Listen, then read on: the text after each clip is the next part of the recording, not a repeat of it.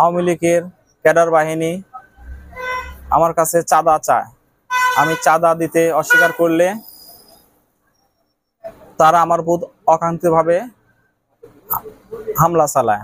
এই সন্ত্রাসী বাহিনী যাতে ভবিষ্যতে আর এরকম কিছু না করতে পারে, তাদের খুঁজে বের করে আইনের আওতায় আনা হোক। তখন আমার মাথায় আঘাত করে, লাকে আঘাত করে, আমি রক্তাক্ত অবস্থা পড়ে যাই। তখন আমি চিৎকার করলে এলাকার লোকজন আসে, এর মধ্যে এরা 2-3 টাকা নিয়ে পালিয়ে চলে যায়। এলাকার লোকজন উদ্ধার করে বড়গ্রাম স্বাস্থ্য কমপ্লেক্সে ভর্তি করে। ওখান থেকে আমার অবস্থা খারাপ দেখে উন্নত চিকিৎসার জন্য নাটোর সদর হাসপাতালে ট্রান্সফার করে। অনেক করতেছে, মামলা করতে নিষেধ করতেছে, বলতেছে মামলা করলে তো মেরে ফেলবো, এরকম অনেক কিছু হুমকি ধামকি দেখাচ্ছে। যা হয়েছে হয়েছে, চুপ করে থাক, এইলা বাড়াবাড়ি করিস না, এরকম করতেছে।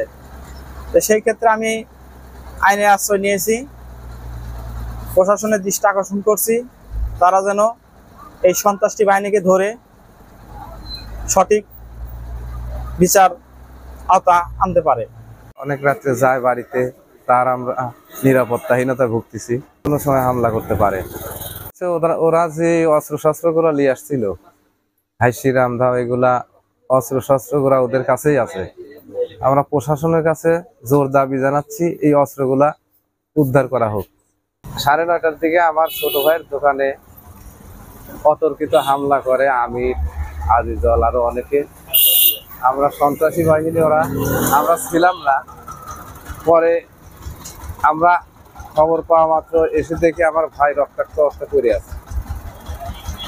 তখন আমরা এলাকাবাসীর সহযোগিতা আমার ভাই বড়াইগ্রাম হাসপাতালে পাঠাই।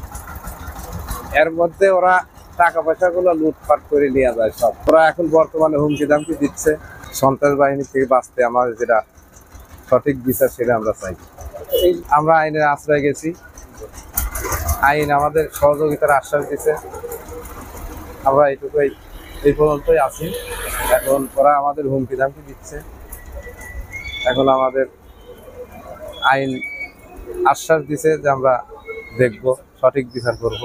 হুমকি ধামকি দিচ্ছে, এখন হতে পারেই ওরা ক্যাডার বাহিনী, ওদের অত্যাচারে এখন ওরা কি করবি না করবি সেটি ওরা তো হুমকি ধামকি দিচ্ছে। আমি চাঁদা দিতে অস্বীকার করলে তারা আমার উপর অকান্তিভাবে হামলা চালায়।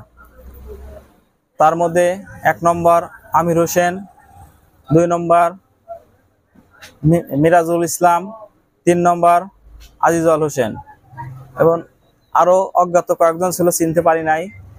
সবাই আমার আক্রমণ করে, হাতে ছিল জিআই